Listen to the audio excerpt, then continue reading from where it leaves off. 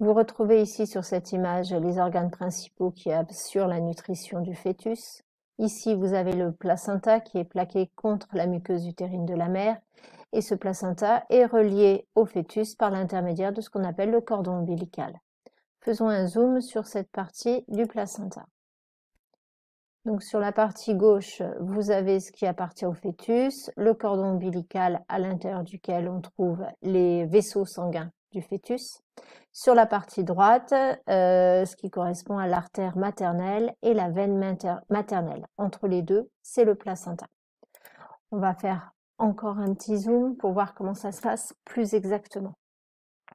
Donc vous avez ici la circulation du fœtus, la circulation de la mère, et entre les deux, c'est une poche de sang.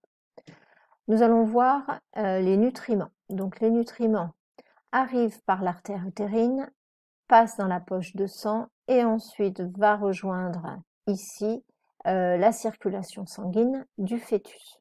Il n'y a pas de contact direct entre le sang de la mère et le sang du fœtus, puisqu'entre les deux, nous avons le placenta qui joue le rôle d'un filtre.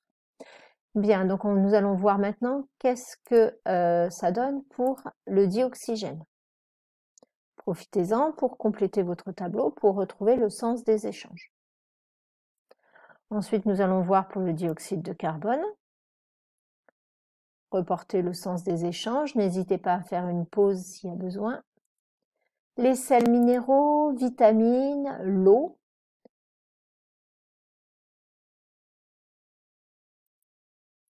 L'alcool.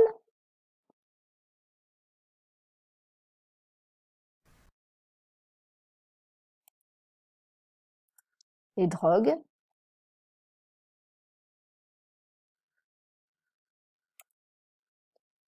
Le virus du HIV, celui qui est à l'origine de la maladie du sida. Le virus de la varicelle.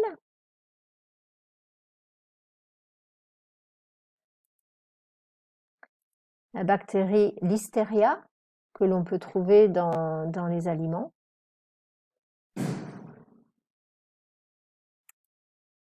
La nicotine.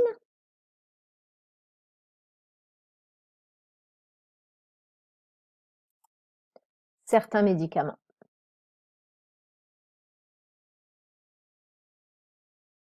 Bien, j'espère que vous avez pu compléter votre tableau.